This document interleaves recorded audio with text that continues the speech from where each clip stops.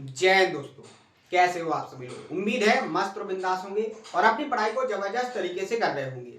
अपना जो लास्ट का सेशन हुआ था उसमें राइट एंगल ट्रायंगल से रिलेटेड मैंने बहुत सारे कॉन्सेप्ट आपको कंप्लीट करवाए थे।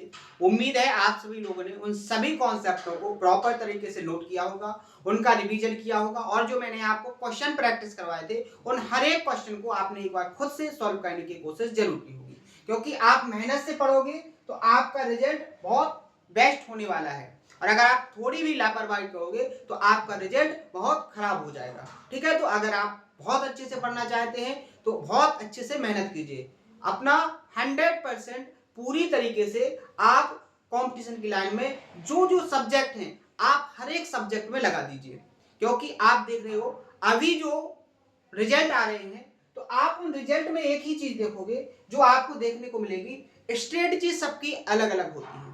स्ट्रेटजी सबकी अलग अलग होती है, लेकिन सक्सेस केवल और केवल मेहनत करने वाले को मिलती है। जैसे फिलहाल में अभी यूपीएससी का रिजल्ट आया है।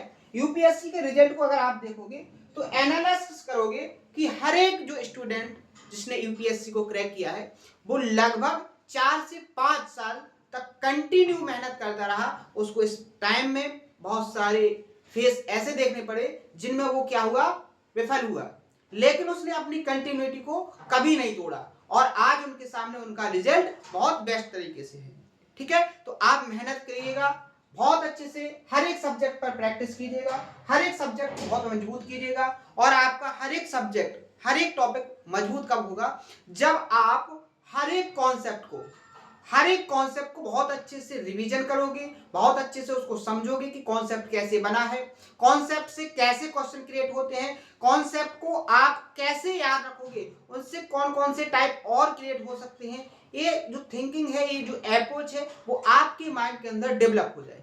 लेकिन ये डेवलप होना कोई आसान काम नहीं है। ये सारी टेक्निक, ये सारी अप्रोच आपके माइंड के अंदर तभी डेवलप होगी जब आप बहुत सारे क्वेश्चनों की प्रैक्टिस करोगे। हर एक कॉन्सेप्ट पर हर एक तरीके से जितने भी टाइप की लैंग्वेज से क्वेश्चन क्रिएट किया जा सकता है, उस हर एक लैंग्वेज के क्वेश्चन की प्रैक्टिस करोगे तो बेहतर तरीके से आपके अंदर ये अप्रोच डेवलप हो जाएगी कि एक एग्जामिनर कैसे क्वेश्चन को क्रिएट कर सकता है, कैसे क्वेश्चन को मॉडिफाई कर सकता है, कैसे कैलकुलेटिव बना सकता है। ये सारी अप्रोच आपके अंदर डेवलप हो जाएगी। तो मैं आपसे एक ही रिक्वेस्ट करूंगा कि आप बहुत मेहनत से पढ़िएगा।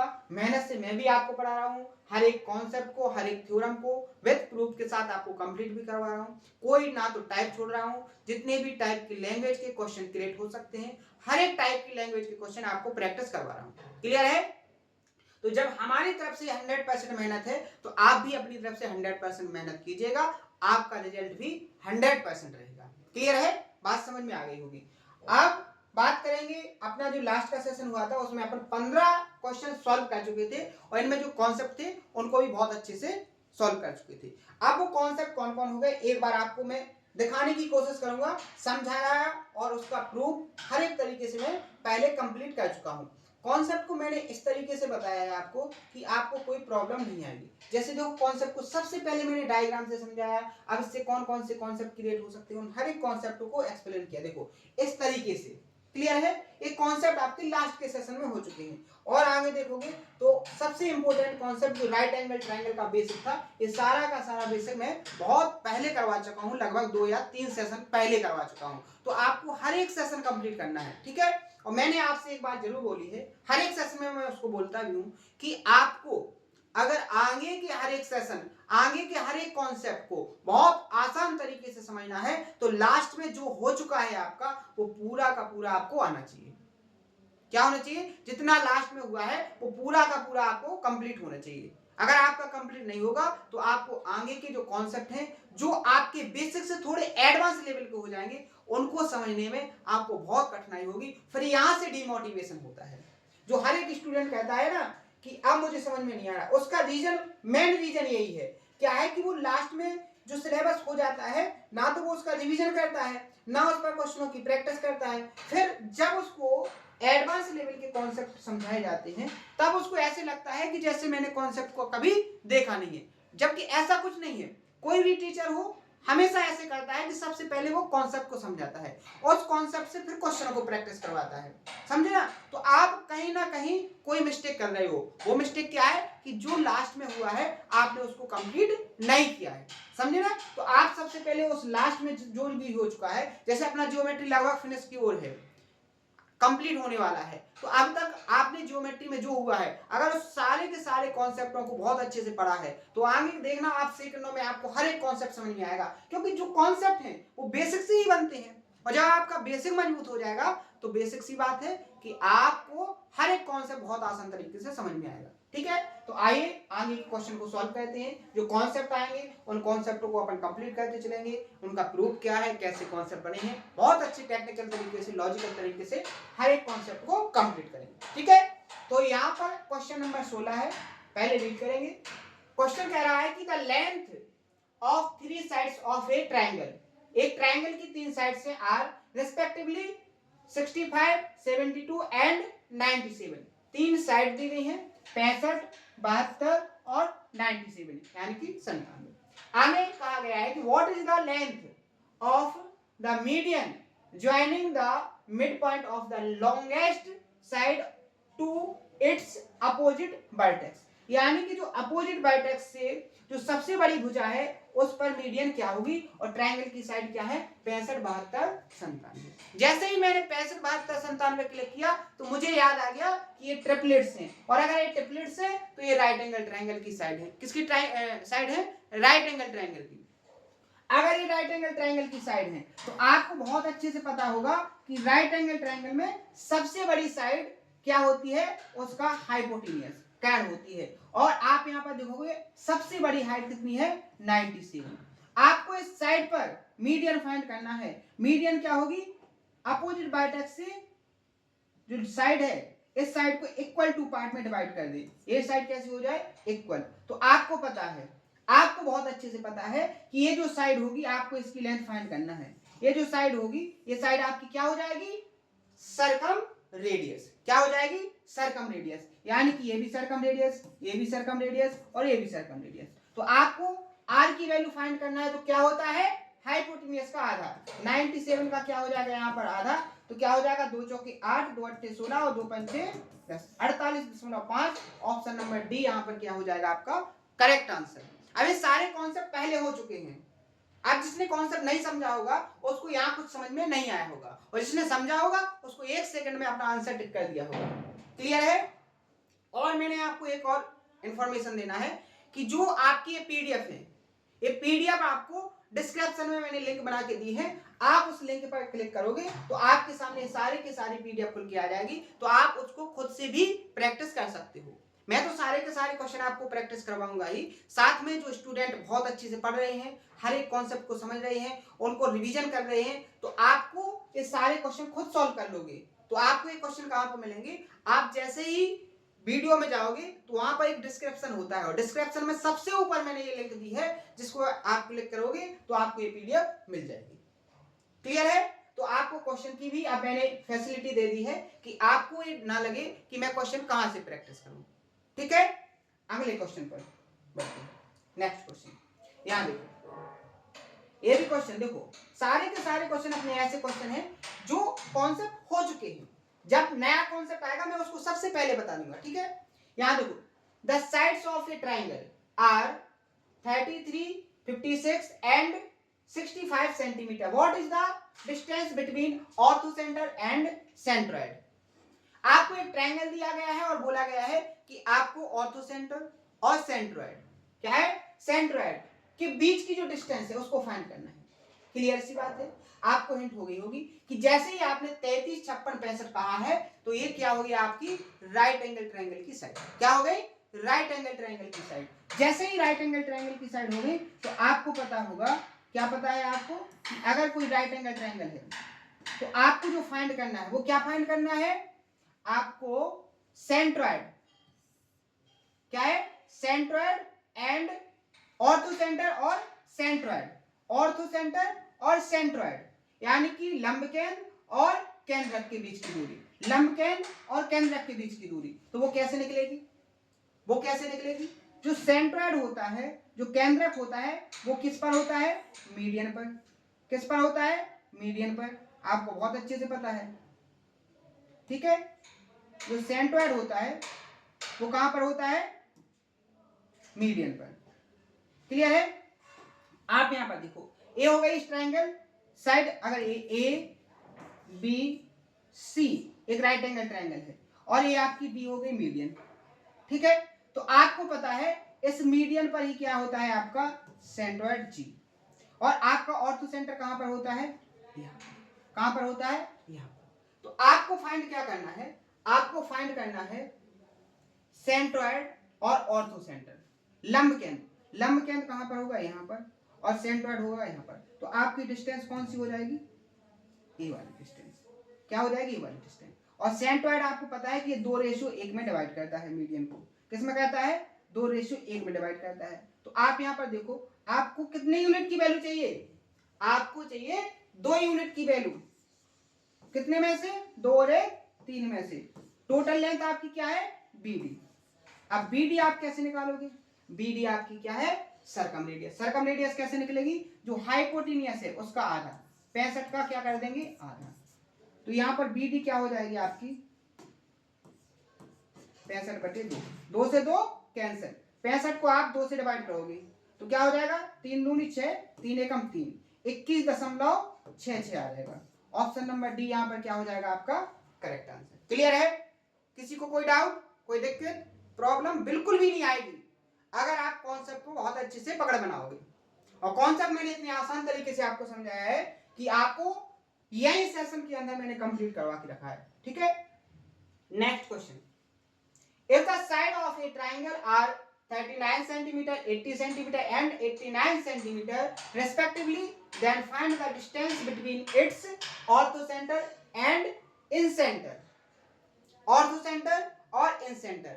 अब आपको पता है कि अगर आप इन साइडों को देखोगे तो ये राइट एंगल ट्रायंगल की साइड से क्या है, राइट एंगल ट्रायंगल। मुझे कहां से पता है, मैंने आपको एक ट्रिपलेट्स वाला कॉन्सेप्ट करवाया था, और उसमें मैंने लगभग 20 से 25 ऐसी ट्रिपलेट्स लिखवाई थी जिन पर एग्जामिनर क्वेश्चन को क्रिएट करता है, और मैंने आपसे बोला था कि आपको इन ट्रिपलेट्स को बहुत अच्छे से याद करके रखना है। क्लियर है? तो यहां पर देखो, यहां बोला गया है कि 3 साइड से 39, 80 और 89। क्लियर है? तो ये हो गई आपकी राइट एंगल ट्रायंगल की साइड। आपको फाइंड करना है कि लंब केंद्र और क्या है आपका अंतः केंद्र, यानी कि आपको डिस्टेंस फाइंड करनी है किसकी, ऑर्थो सेंटर और इन सेंटर। तो मैंने बहुत अच्छे से कंप्लीट करवाया है कि ऑर्थो सेंटर और इन सेंटर के बीच की जो डिस्टेंस होती है वो होती है √2r। r क्या है यहां पर, इन रेडियस। क्या है, इन रेडियस। r की वैल्यू कैसे फाइंड करते हैं, राइट एंगल ट्रायंगल की दोनों लेग्स को ऐड करके उसमें से क्या करो, हाइपोटेनियस को माइनस, तो क्या हो जाएगा 39 प्लस 80 माइनस 89 अपॉन क्या करो 2। तो यहां से आपकी इन रेडियस की वैल्यू निकल के आएगी। r बराबर क्या हो जाएगा, यहां से देखो माइनस 9 बचेगा 30 देखो 89 और 80, 89 से 80 जाएंगे माइनस के 9, और 39 से 9 जाएंगे 30, 30 में 2 से भाग दोगे तो कितना आ जाएगा आपका 15। r की वैल्यू आपके पास कितनी आ गई 15। आपको क्या फाइंड करना है, ऑर्थो सेंटर और इन सेंटर के बीच की डिस्टेंस क्या होती है √2r।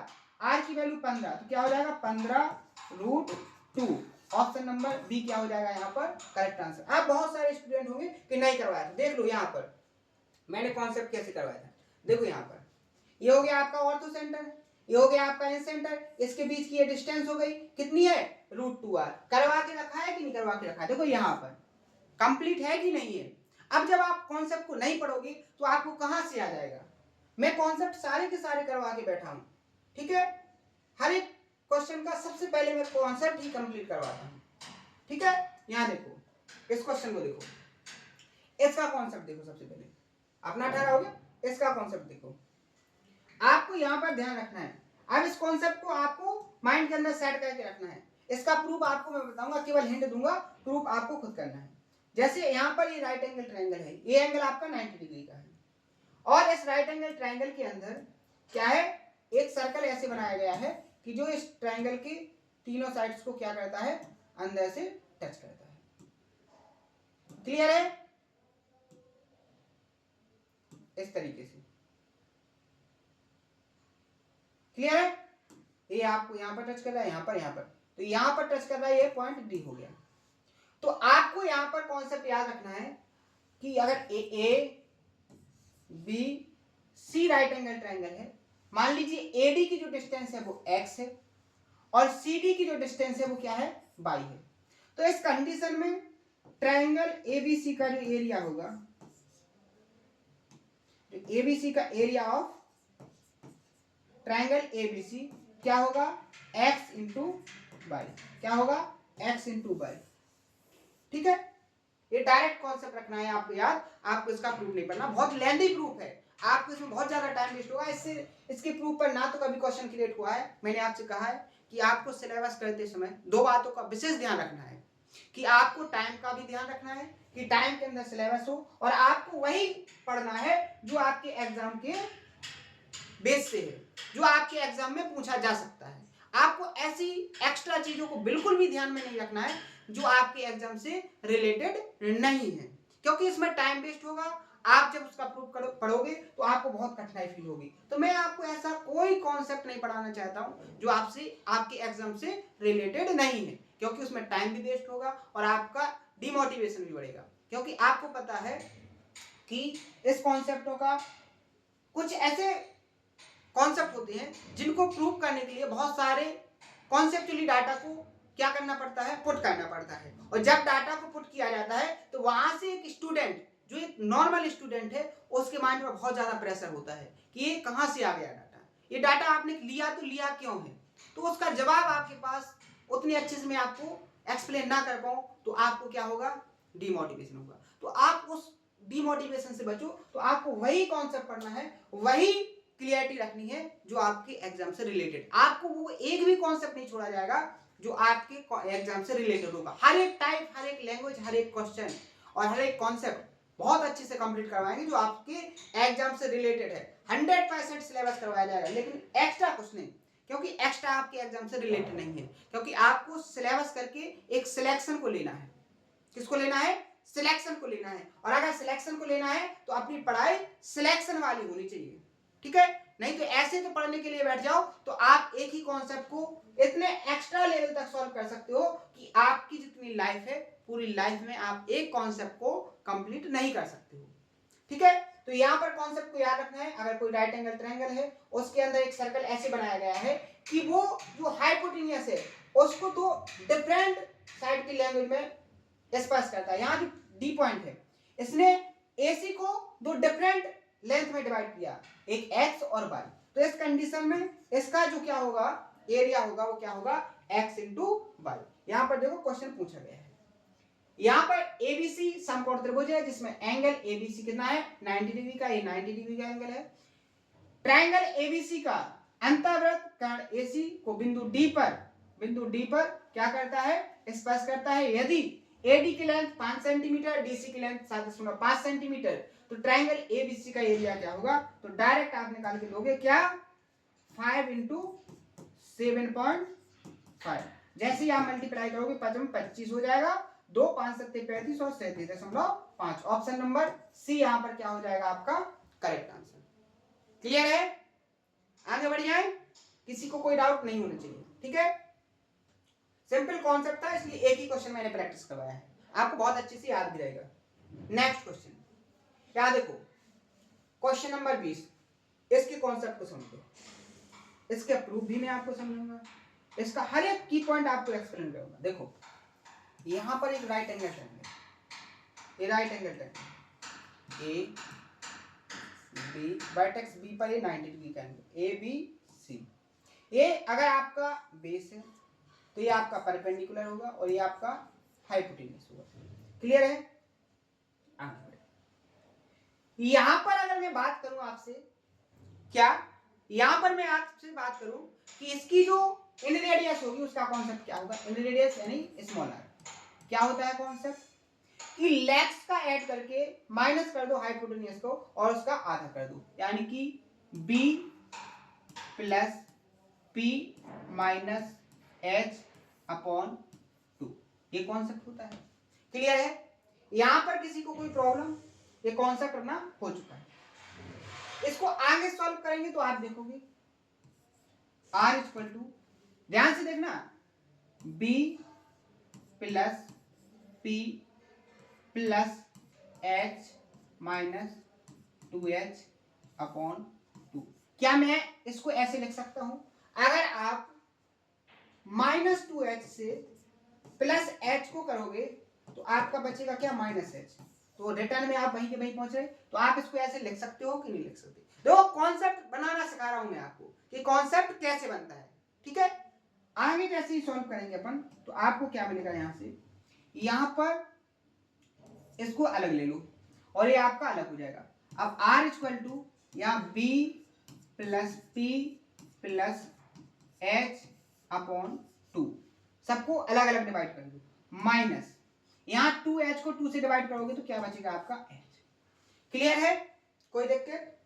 आगे देखो, अगर मैं आपसे पूछूं कि b plus p plus h upon 2 है तो ये क्या होगा?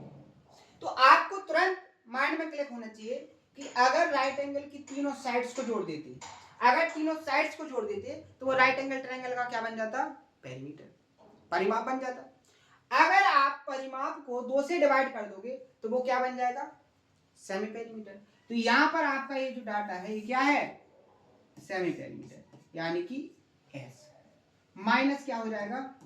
H। क्लियर है? और आगे जैसे ही सॉल्व करेंगे तो आपको क्या मिलेगा? S माइनस H की वैल्यू को आप क्या लिख सकते हो? पता है H की जो वैल्यू होती है वो 2R होती है। क्या होती है? 2R होती है। अगर यहां पर क्या है? आपका सरकमसेंटर है तो ये R और ये R, तो H की वैल्यू क्या हो जाएगी? 2R। तो यहां H की प्लेस पर क्या लिख सकते हो आप? 2R। क्लियर है? यहां तक किसी को कोई दिक्कत? अब देखो अगर मैं आपसे पूछूं कि अगर आपको ट्रायंगल, एग्जाम में जो पूछता है एरिया ऑफ ट्रायंगल एबीसी, तो क्या होगा फॉर्मूला? तो मैंने आपको एक कॉन्सेप्ट बताया था। मैंने क्या बोला था?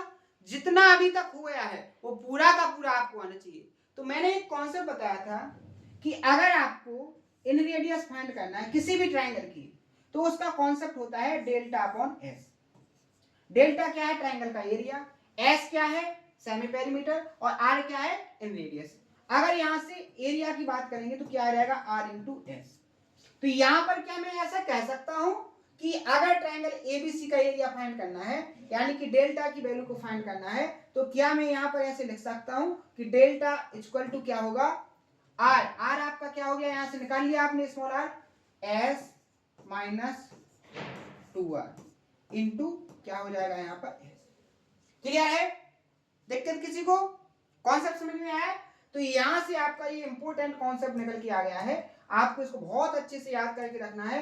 बहुत ज्यादा क्वेश्चन क्रिएट किए गए हैं इस एग्जाम इस कॉन्सेप्ट से रिलेटेड। तो आपको हर एक कॉन्सेप्ट बहुत अच्छे से कंप्लीट होना चाहिए। ठीक है? क्लियर है? एक कॉन्सेप्ट आपका इंपॉर्टेंट कॉन्सेप्ट हो गया। तो आपको कॉन्सेप्ट समझ में आ गया कि नहीं आ गया? उम्मीद है हर एक स्टूडेंट को समझ में आ गया होगा क्योंकि मैंने हर एक की पॉइंट को एक्सप्लेन किया है यहाँ पर। तो इस कॉन्सेप्ट को सबसे पहले बहुत अच्छे से नोट करना, आप इसका रिवीजन करना। आप देखो इस पर एक क्वेश्चन भी मैं आपको प्रैक्टिस करवाऊंगा। यहाँ पर देखो एक यहाँ पर क्वेश्चन में बोला गया है कि the area of a triangle, right angle triangle, एक राइट एंगल ट्राइंगल का एरिया क्या है आपका? 40 स्क्वायर है and its perimeter is 40 centimetre और इसका परिमाप कितना है? 40। The length of its hypotenuse, आपको हाइपोटेनियस फाइंड करना है। सबसे पहले कॉन्सेप्ट देखो, अगर आपको एरिया और क्या दिया है? पेरीमीटर, तो पेरीमीटर से आप एस की वैल्यू निकालोगे तो क्या हो जाएगा? 40/2 यानी कि 20 सेंटीमीटर। एस की वैल्यू मिल गई।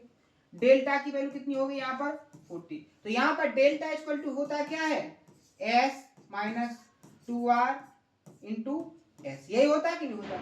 आप यहाँ डेल्टा की वैल्यू कितना पुट करो? 40। एस की वैल्यू कितनी हो गई? 20 माइनस 2 इंटू आर, यहाँ पर 20। इस 20 से 40 को डिवाइड करेंगे 2 आ जाएगा। आगे जैसे ही सॉल्व करोगे आप तो आपको क्या मिलेगा? ये क्या हो जाएगा? 2 इक्वल टू 20 माइनस 2r। ये 2r इस तरफ जाएगा और 2 उस तरफ जाएगा, तो 2r इक्वल टू कितना? 20 में से 2 जाएंगे 18 और r इक्वल टू क्या हो जाएगा? 18/2। 2 से काटेंगे 9। अब आपका जो सर्कम रेडियस है वो कितनी आ गई? 9। लेकिन आपको क्या फाइंड करना है? कर्ण। कर्ण क्या होता है? 2r। h के बराबर। देखो अभी मैंने बताया, यहाँ पर बताया कि नहीं? तो आपका यहाँ क्या हो जाएगा 9 का 2 गुना, यानी कि क्या हो जाएगा h इक्वल टू क्या हो जाएगा आपका 2 गुणे 9 यानी 18। कितना हो जाएगा 18। ऑप्शन नंबर बी यहाँ पर क्या हो जाएगा आपका करेक्ट आंसर। क्लियर है? तो ऐसे आपको कॉन्सेप्ट याद रखना है, ऐसे आपको क्वेश्चनों की प्रैक्टिस करना है। आपको हर एक तरीके से समझ में आना चाहिए कि एक एग्जामिनर कैसे क्वेश्चन को क्रिएट कर सकता है, कैसे डाटा को सेट कर सकता है, और पूरी अप्रोच को अपने माइंड के अंदर इस तरीके से सेट करना है कि विद इन टाइम के अंदर आपके सॉल्यूशन निकलना चाहिए। ठीक है? तो शानदार तरीके से मैं आपको समझा रहा हूं, पूरी मेहनत के साथ 100% एफर्ट डाल के मैं आपको कंटेंट दे रहा हूं। जो मैं आपको कंटेंट दे रहा हूं ना, ये बहुत ही सफिशिएंट कंटेंट है।